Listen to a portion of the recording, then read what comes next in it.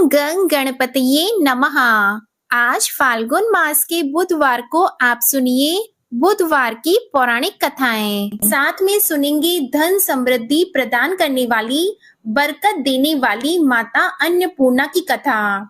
तो इन सभी कथाओं को श्रद्धा और भक्ति के साथ आप पूरा अवश्य सुनिएगा।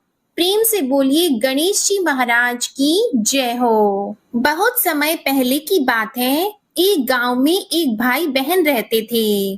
भाई बहुत गरीब था, पर उसकी बहन पैसे वाली थी।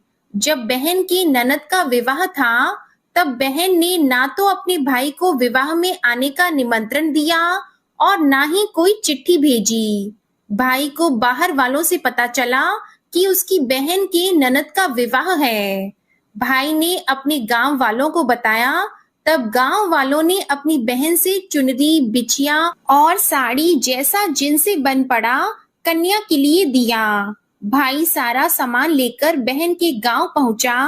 बहन के घर जाने पर बहन की देवरानी बोली, भाभी जी आपके भाई आए हैं। तो बहन ने पूछा, कैसे आए हैं और क्या पहना है?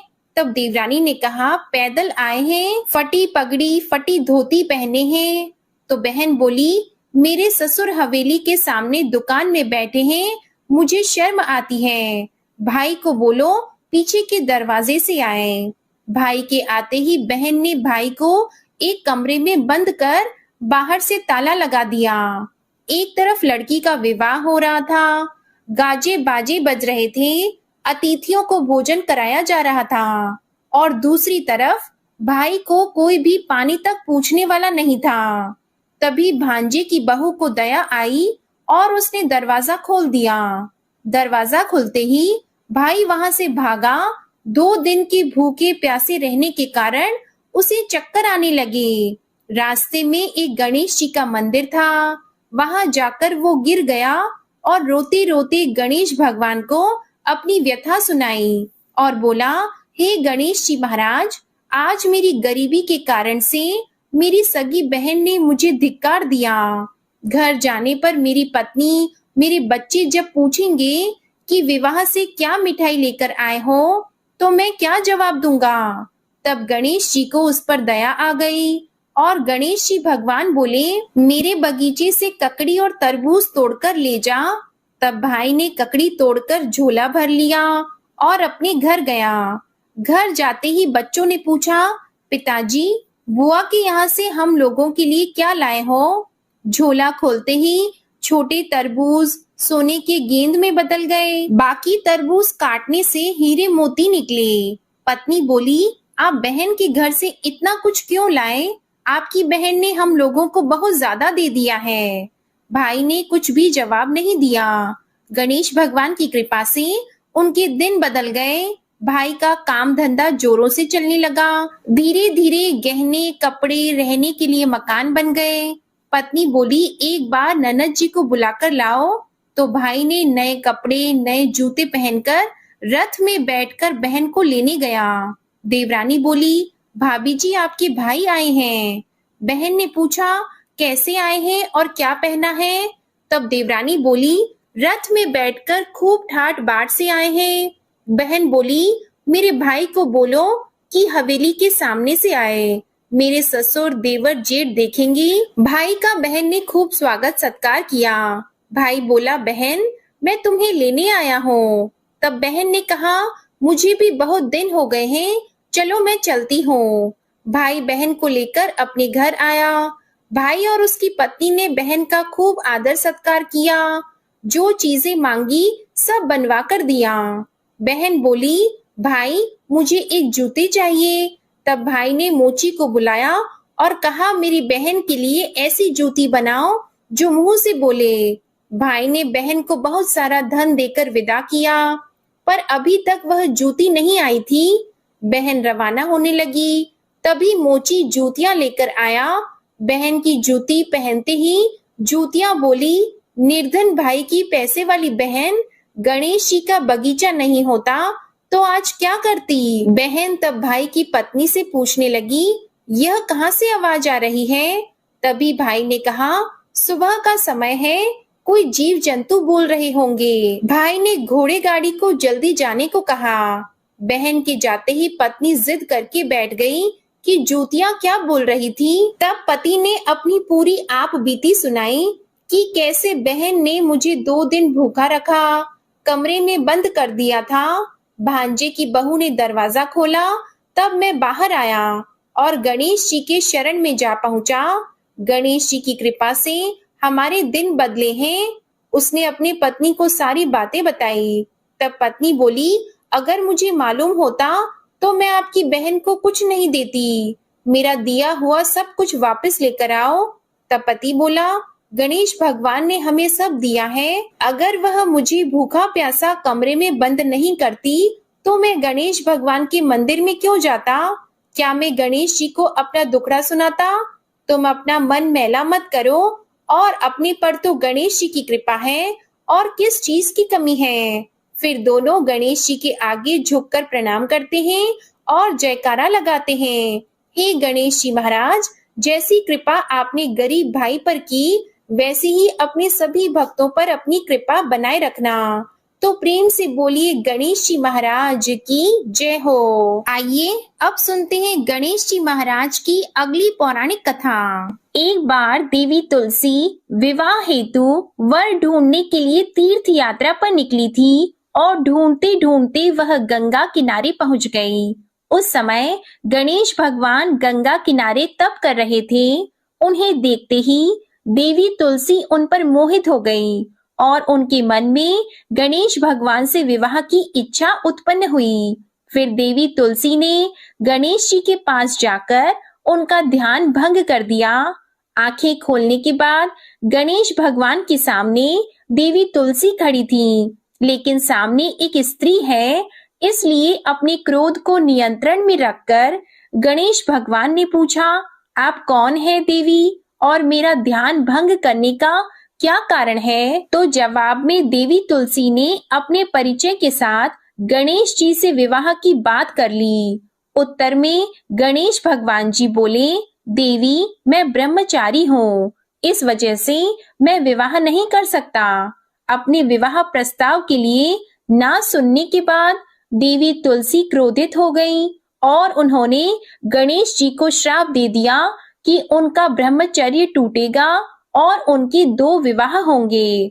इस बात पर गणेश भगवान भयंकर क्रोधित हो उठे, क्योंकि एक तो वह स्त्री है, इसलिए ध्यान भंग करने पर भी गणेश जी ने कुछ नहीं कहा और इतनी विनम्रता से बात करने पर भी उन्हें श्राप दिया गया। फिर गणेश जी ने भी देवी तुलसी को श्राप दे दिया कि तुम्हारा विवाह शंखचूर्ण नाम के असुर के साथ होगा। एक देवी होकर भी उनका विवाह एक राक्षस से होगा। यह जानकर देवी तुलसी विचलित हो गईं और विनायक जी से इस कठोर श्राप से मुक्ति दिलाने की क्षमा याचना करने लगी। फिर गणेश जी को तुलसी देवी पर दया आ गई। वे बोले कि मेरा श्राप तो बदल नहीं सकता, वह तो सच होकर ही रहेगा, लेकिन अगले जन्म में तुम एक पेड़ बनोगी और भगवान महाविष्णु जी को अत्यंत प्रिय होंगी। उनकी पूजा में भी तुम्हारा एक महत्वपूर्ण स्थान होगा और कलयुग के इंसानों को तुम मोक्ष का मार्ग दिखाओगी। लेकिन तुमने मेरा तप भंग किया है और मुझे ब्रह्मचारी होकर भी 2 विवाह का श्राप भी दिया है, इसलिए मेरी किसी भी प्रकार की पूजा में तुम निषिद्ध रहोगी। इस प्रकार देवी तुलसी गणेश भगवान की पूजा में निषिद्ध हो गई। प्रेम से बोलिए गणेश भगवान की जय। आइए सुनते हैं गणेश जी के विवाह की कथा। भगवान गणेश का मुख हाथी का है और एक दांत भी टूटा हुआ है। इन्हीं 2 कारणों की वजह से उनका विवाह नहीं हो पा रहा था। इस बात से गणेश जी महाराज अक्सर नाराज रहा करते थे। एक दिन एक देवता के आग्रह पर विनायक जी उसके विवाह में अपनी उपस्थिति दर्शाने गए। विवाह स्थल पर पहुंचने के बाद कुछ देवताओं ने मिलकर गणेश भगवान का समय पर विवाह न होने के कारण उपहास किया, जिससे गणेश जी बहुत ही अधिक नाराज हो गए। उसी दिन उन्होंने ठान लिया कि जब तक मेरा विवाह नहीं होता तब तक मैं किसी भी देवता का विवाह नहीं होने दूंगा। गणेश भगवान के पास विवाह और अन्य संदेश लाने का काम उनके प्रिय वाहन मूषक राज करते थे। अब मूषक राज जब भी किसी देवता के विवाह का समाचार लाते, तब गणेश जी उसे आदेश देते और मूषक राज अपनी सेना के साथ जाकर उस विवाह के मंडप को गिराकर तहस नहस कर देते और बारातियों को भी भगा देते। इस तरह गणेश जी और मूषक राज की मिली भगत की वजह से किसी भी देवता का विवाह नहीं हो पा रहा था। गणपति जी के व्यवहार से तंग आकर सभी देवी देवता भगवान शिव और माता पार्वती जी के पास पहुंच गए और इस विराट समस्या का समाधान मांगने लगे। भगवान शिव और माता पार्वती ने कहा कि इसका हल तो आपको केवल ब्रह्मदेव जी के पास ही मिल सकता है। कृपया करके आप ब्रह्मलोक को जाएं। तब माता पार्वती और महादेव जी को प्रणाम करके सभी देवी देवता ब्रह्मा जी के पास प्रकट हुए। देवताओं की समस्या को ठीक से सुनने के बाद ब्रह्मा जी ने अपनी योग शक्ति से 2 कन्याओं का निर्माण किया। कन्याओं का नाम था रिद्धि और सिद्धि। वह दोनों ब्रह्मा जी की मानस पुत्रियां थीं। उन्हें लेकर ब्रह्मा जी गणेश महाराज के पास गए और उनसे अपनी पुत्रियों को ज्ञान एवं शिक्षा प्रदान करने का निवेदन करने लगे। ब्रह्मा जी का मान रखने के लिए एकदंत भगवान ने रिद्धि और सिद्धि को शिक्षा देना आरंभ किया।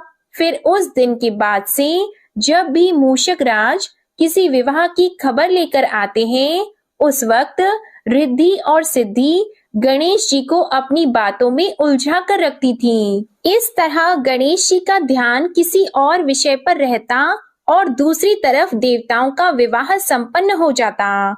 एक दिन बुद्धि के देवता भगवान गणेश जी को यह बात समझ आ गई, लेकिन उनके क्रोध में आने से पहले ही ब्रह्मदेव अपनी दोनों पुत्रियों के साथ वहां पर प्रकट हो गए।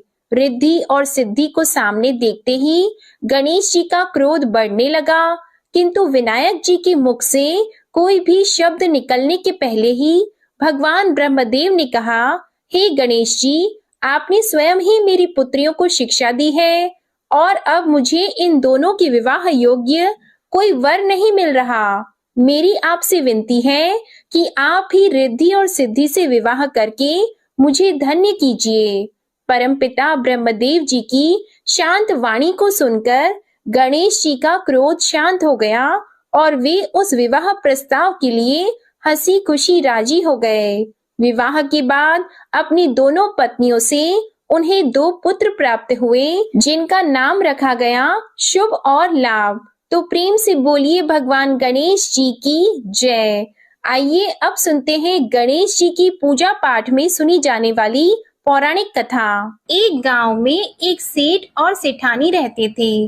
वे बहुत ही धार्मिक प्रवृत्ति के थे और वे गणेश जी के अनन्य भक्त थे। वे दोनों बिना चूके हर बुधवार को गणेश जी का व्रत रखते थे और शाम को ब्राह्मणों को भोजन कराने के बाद अपना व्रत खोलते थे। सेठ जी का काफी बड़ा परिवार था। वे सब आपस में बड़े प्यार और भाईचारे से रहते थे, लेकिन सेठानी और सेठ की कोई संतान नहीं थी। इस विषय पर परिवार और गांव के लोग आपस में बहुत बातें किया करते थे। सभी लोग सेठानी को बांझ बुलाते थे। ये सभी बातें सुनकर सेठ और सेठानी बहुत दुखी होते थे। एक बुधवार के दिन सेठ और सेठानी भगवान गणेश जी की पूजा संपन्न करा के मंदिर से बाहर आ रहे थे। तभी उन्हें सीढ़ियों पर एक छोटा सा बच्चा अकेले बैठा हुआ दिखा। बालक को देखते ही दोनों उसके पास गए और पूछा कि तुम्हारे माता पिता कहाँ हैं? लेकिन बच्चे ने अभी तक ठीक से बोलना नहीं सीखा था, इसलिए वह बोल ही नहीं पाया। पर दोनों सेठ और सेठानी बच्चे के पास शाम तक बैठे रहे। तब तक पंडित जी और सेठ जी और उनके नौकरों ने आसपास जाकर बच्चे के माता पिता को खोजने की कोशिश की, लेकिन उन्हें बच्चे के माता पिता या बच्चे खोने की कोई खबर ही ना मिली। फिर पंडित जी ने सेठ और सेठानी को वह बच्चा अपने घर ले जाने के लिए कह दिया।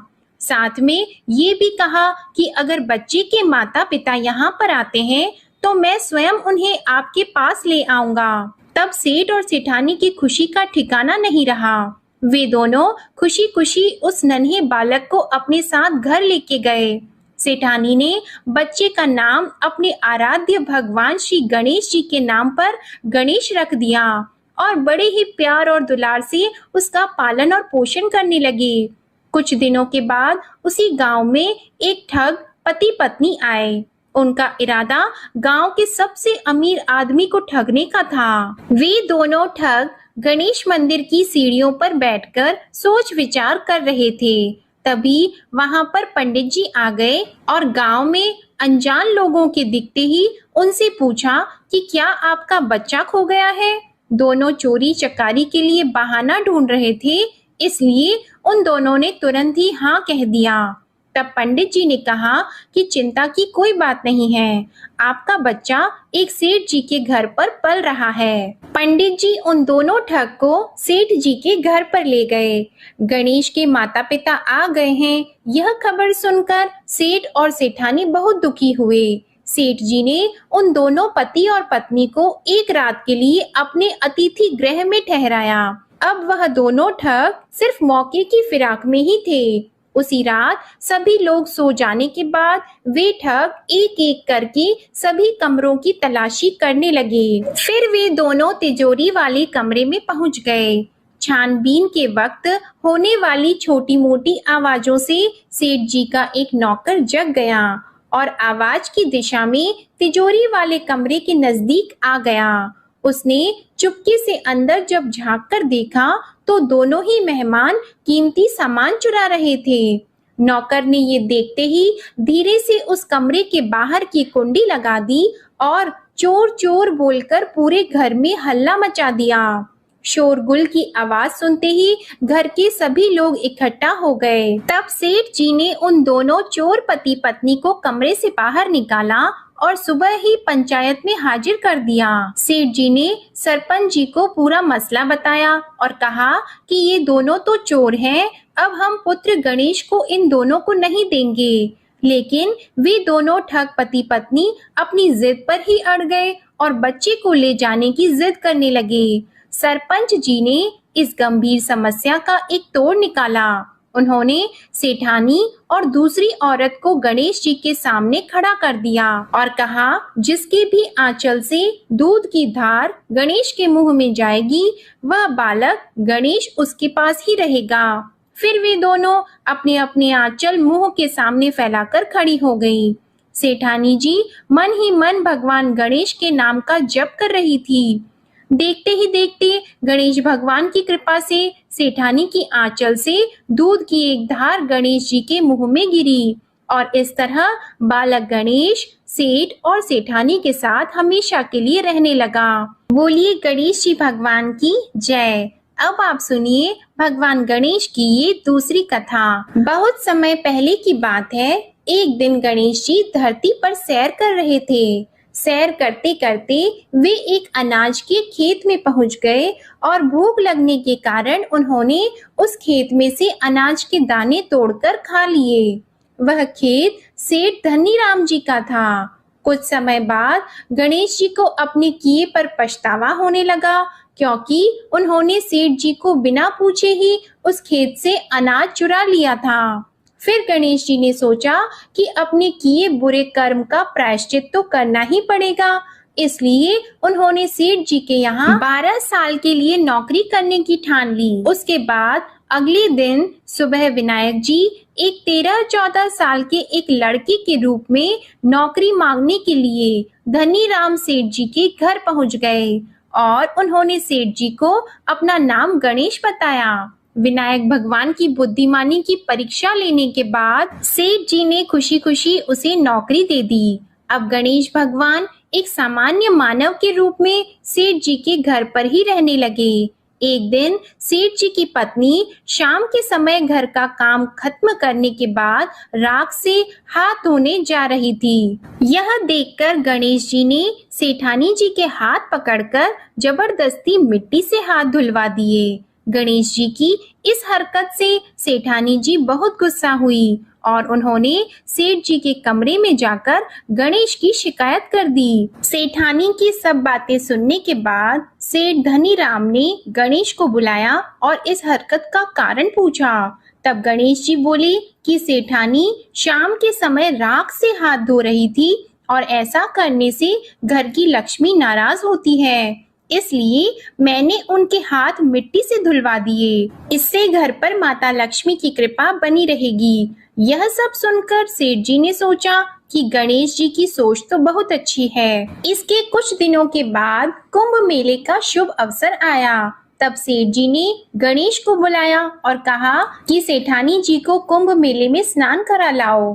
तब सेठानी और गणेश स्नान के लिए मेले में पहुंचे। वहां पहुंचने के बाद सेठानी जी नदी के किनारे बैठकर नहाने लगी। उन्हें ऐसा करते देखकर गणेश दौड़कर आए और सेठानी जी के दोनों हाथ पकड़कर उन्हें नदी के अंदर लेकर गए। उनसे पानी में डुबकी लगवाई और फिर किनारे पर ले आए। अब गणेश की इस हरकत से तो सेठानी को बहुत गुस्सा आया। सेठानी जी घर आते आते पूरे रास्ते गणेश को ताने मारने लगी, लेकिन गणेश भगवान सब कुछ शांति से सुन रहे थे। घर आते ही सेठानी ने सेठ जी के पास फिर से खड़े होकर शिकायत की। तब सेठ जी ने फिर से गणेश को बुलाया और पूछा कि तुमने ऐसा क्यों किया। गणेश जी बोले, सेठ जी, सेठानी जी नदी के किनारे बैठकर गंदे पानी से नहा रही थी, तो मैंने उन्हें नदी में ले जाकर साफ पानी में डुबकी लगवाई। ऐसा करने से उन्हें अगले जन्म में बहुत बड़ा राजपाट और वैभव मिलेगा। सेठ जी ने सोचा कि गणेश के विचार तो बहुत अच्छे हैं, मेरे परिवार का भला सोचता है। कुछ दिनों के बाद सेठ जी के घर पर पूजा थी। पंडित जी आने के बाद में सेठ जी ने गणेश से कहा, जाओ और सेठानी को बुलाकर लाओ। सेठ जी के आज्ञा के अनुसार गणेश जी सेठानी को बुलाने गए। उस वक्त सेठानी काली चुन्नी ओढ़कर कमरे से बाहर आ रही थी। वह देखते ही गणेश जी वह काली चुन्नी उतारकर फाड़ दिए और कहा कि पूजा के लिए लाल रंग की चुन्नी ओढ़कर आओ। अब सेठानी जी गणेश जी पर बहुत नाराज हुई और उन पर चिल्लाने लगी। इस आवाज को सुनकर सेठ जी वहां पर भागते हुए आए और पूछा कि क्या हुआ। तब सेठानी ने बोला कि गणेश ने मेरी चुन्नी फाड़ दी। फिर सेठ जी ने भी गणेश को बहुत डांटा। जवाब में गणेश जी ने कहा कि सेठ जी पूजा में कभी भी काला वस्त्र नहीं पहनते, इससे शुभ काम सफल नहीं होते, इसलिए मैंने ऐसा किया। सेठ जी ने सोचा कि गणेश तो बहुत समझदार है। इसी तरह लीला रचाते हुए उसी घर में गणेश जी के 12 साल बीत गए। फिर एक दिन सेठ जी ने नया कारोबार शुरू करने से पहले घर में पूजा रखी थी। पूजा करते करते सेठ जी को याद आया कि पूजा की सामग्री में गणेश भगवान की मूर्ति तो है ही नहीं। तब उन्होंने अपने नौकर गणेश को पूजा घर से भगवान विनायक जी की मूर्ति लाने के लिए कहा। तब गणेश बोला कि मुझे ही मूर्ति समझकर आप पूजा में विराजमान कीजिए, आपके सारे शुभ काम सफल हो जाएंगे। इस बात को सुनकर सेठ जी को गुस्सा आया और वे बोले, गणेश, तुम अब तक सेठानी से मजाक करते थे, अब मुझसे भी करने लगे हो। तब उत्तर में गणेश जी ने मुस्कुराते हुए सेठ जी से कहा कि मैं मजाक नहीं कर रहा, मैं सत्य कह रहा हूँ। इतना कहने के बाद नौकर गणेश ने अपना असली भगवान स्वरूप धारण कर लिया। साक्षात भगवान श्री गणेश को सामने देखते ही सेठ और सेठानी उनके चरणों में लीन हो गए और उन्होंने अपनी पूजा संपन्न की। इसके बाद गणेश जी देखते ही देखते अंतर ध्यान हो गए। बाद में सेठ और सेठानी को बहुत पछतावा होने लगा कि स्वयं भगवान हमारे घर नौकरी कर रहे थे और हमने उनके साथ कितना बुरा व्यवहार किया, उनसे बहुत सारा काम कराया। ये सोच सोचकर दोनों दुखी रहने लगे। फिर उसी रात सेठ और सेठानी के सपने में भगवान गणेश प्रकट हुए और उन्हें समझाया कि मैंने 12 साल पहले तुम्हारे खेत से अनाज के दाने बिना पूछे तोड़ लिए थे और उसी कर्म का दोष दूर करने के लिए मैं 12 साल से तुम्हारे घर नौकरी किया। धनीराम सेठ जी के जीवन की काया पलट हो गई। गणेश जी जैसी माया आपने धनीराम सेठ जी पर की, वैसी ही माया इस कहानी को पढ़ने वाले, सुनने वाले और हर एक व्यक्ति पर करना। कथा अधूरी हो तो इसे पूरी करना और हमसे कोई गलती हुई हो तो उसे क्षमा करना। प्रेम से बोलिए भगवान गणपति जी की जय। आइए अब सुनते हैं धन समृद्धि प्रदान करने वाली, घर में बरकत लाने वाली माता अन्नपूर्णा की बड़ी ही दुर्लभ कथा। इस कथा को श्रद्धा और भक्ति के साथ पूरा अवश्य सुनिए। प्राचीन काल की बात है, पुरुषोत्तमपुर नामक गांव में एक बहुत धर्मात्मा सेठ जी रहा करते थे। उनके 5 पुत्र और एक सबसे छोटी पुत्री थी। उसका नाम गौरी था। सेठ जी का भरा पूरा परिवार था। सेठ जी ने अपने सभी 5 पुत्रों का विवाह कर दिया था और जब छोटी बेटी गौरी विवाह के योग्य हुई तो उन्होंने उसका विवाह एक दूसरे नगर के अपने ही समान धनी परिवार में कर दिया। अब सेठ जी की पुत्री गौरी दुल्हन बनकर जिस घर में गई, वहां उसका पति अपने माता पिता का इकलौता पुत्र था। अब गौरी बड़ी ही प्रसन्नता पूर्वक अपने ससुराल में रहने लगी।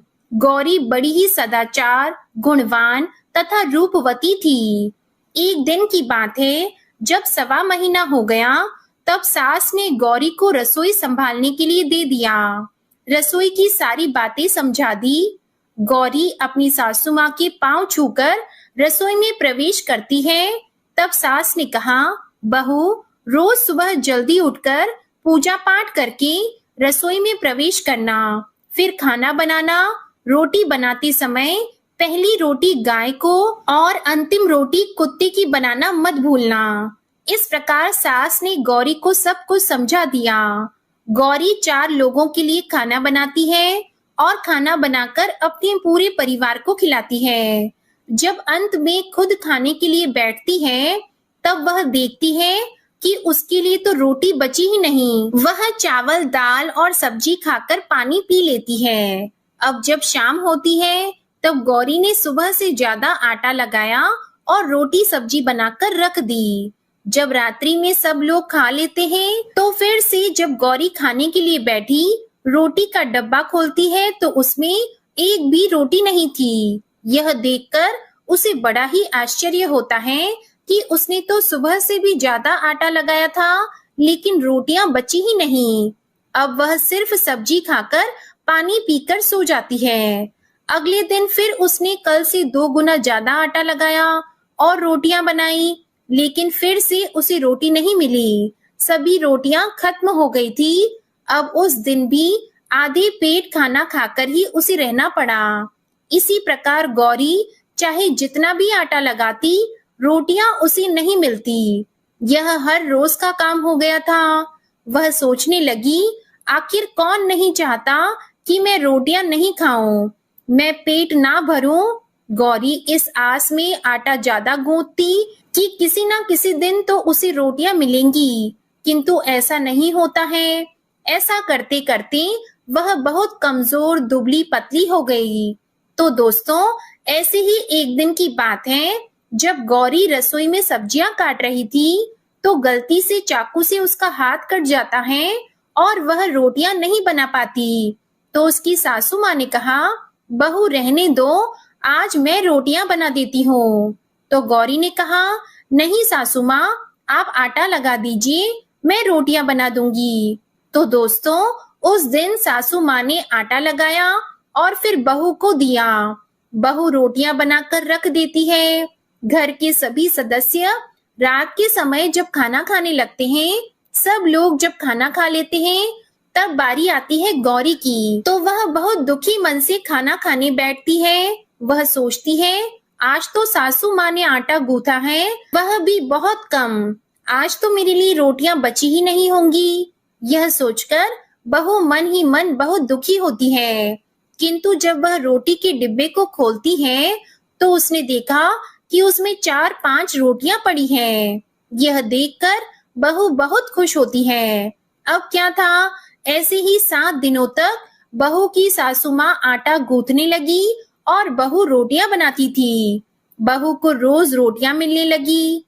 इन 7 दिन बहू ने भर पेट खाना खाया। जब 8वां दिन आया तो बहू का हाथ भी ठीक हो गया था। तब सासू माँ ने कहा कि गौरी बेटा, क्या मैं आज आटा गूंथ दूं या फिर तुम आटा गूंथ लोगी? तब गौरी ने कहा, नहीं माँ, मेरा हाथ अब ठीक हो गया है, मैं आटा गूंथ दूंगी। उस दिन गौरी ने आटा गूंथा और रोटियां बनाई, सबको प्रेम पूर्वक खाना खिलाया। जब उसके खाने की बारी आई तब उसने देखा कि रोटी के डिब्बे में तो रोटी है ही नहीं, पूरी रोटी खत्म हो गई। यह देखकर वह गौरी बहुत ही आश्चर्य में पड़ जाती है। वह सोचती है, जब तक सासू माँ ने आटा लगाया तब तक तो मुझे रोटियां मिलती थी, लेकिन जब से मैं आटा गूंथने लगी तो मुझे रोटियां ही नहीं मिलती, जबकि सासू माँ मुझसे बहुत ही कम आटा गूंथी थी। इसके बाद भी पूरा परिवार उसमें खा लिया करता था। ऐसी क्या बात है? यह सारी बातें सोचकर गौरी बहुत ही परेशान हो जाती है और दिन भर दुखी रहती थी। एक दिन की बात है, गौरी के पति ने गौरी से पूछा कि गौरी, तुम इतना उदास क्यों रहती हो? इतना सारा धन संपत्ति सब तुम्हारा ही तो है, तुम्हें रोकने टोकने वाला कोई नहीं है, तुम अपने मन से अपनी पसंद का भोजन बनाकर खाती हो, तुम दिन प्रतिदिन इतनी कमजोर कैसे होती जा रही हो? गौरी ने लाज और संकोच से अपने पति को कुछ नहीं बताया। तब उसके पति ने सोचा कि शायद उसकी पत्नी को उसके माता पिता की याद आ रही है, इसलिए अगले दिन गौरी का पति अपने माता पिता से कहता है कि पिताजी, मुझे लगता है कि गौरी को उसके माता पिता की याद आ रही है, मैं उसे उसके मायके ले जाकर सबसे मिलवा लाता हूँ। अपने बेटे की बात सुनकर गौरी की सास ससुर तैयार हो जाते हैं और उसे जाने की अनुमति दे देते हैं और कहते हैं, बेटा, यदि बहू को अपने माता पिता से मिलकर प्रसन्नता होती है तो अवश्य ही तुम उसे उसके मायके ले जाओ। अब गौरी का पति अपनी पत्नी को लेकर उसके मायके जाता है। दामाद और बेटी को देखकर उनका बहुत ही आव भगत होता है। तरह तरह के व्यंजन बनाए जाते हैं, उन्हें खिलाए जाते हैं, बहुत सेवा सत्कार होता है। उसी दिन रात्रि में समय मिलने पर गौरी की माँ ने अपनी बेटी को कोने में ले जाकर पूछा, बेटी, तुम इतनी दुबली पतली कैसे हो गई? तुम तो बहुत ही कमजोर दिख रही हो। क्या बात है? तुम्हें कौन सी बात खाए जाती है? क्या तुम्हारे ससुराल वाले तुम्हारी चिंता नहीं करते, तुम्हें दुख देते हैं, या ऐसी कौन सी बात है जिससे तुम्हारी यह दशा हो गई है? अपनी माँ की बात सुनकर गौरी अपनी सारी परेशानी, सारी चिंताएं सब कुछ बताती है। अपनी बेटी की बात सुनकर गौरी की माँ ने कहा, बेटी, हमें लगता है माता अन्नपूर्णा तुमसे नाराज हो गई है। इस विषय में तो मैं कुछ नहीं कर सकती, क्योंकि तुम्हारे ससुराल में हमारा बोलने का कोई अधिकार नहीं है। इसलिए मैं तो कहूंगी कि तुम यहाँ से जाने के बाद इस विषय में अपनी सास और ससुर से बात करना, वही कुछ हल बताएंगे और तुम्हारी समस्या का समाधान होगा। बेटी, माँ अन्नपूर्णा जिससे नाराज होती है उसके साथ ऐसा ही होता है। अब अपनी माँ की बातें सुनकर गौरी निश्चय करती है कि वह सारी बातें अपनी सासू माँ से कहेगी। अब जब सुबह का समय होता है तो गौरी अपने माता पिता से विदाई लेकर अपने ससुराल आ जाती है और ससुराल आने के बाद वह अपने सास ससुर और पति से सारी बातें कह सुनाती है। वह कहती है, माँ जी, जब से मैंने रसोई संभाला है, मैं खाना बनाती हूँ, तब से मुझे एक भी दिन रोटियां नहीं बचती। मैं बिना खाए ही सो जाती हूँ, किसी किसी दिन पानी पीकर ही सो जाती हूँ, किसी किसी दिन चावल सब्जी खाती हूँ, रोटी तो मुझे मिलती ही नहीं है।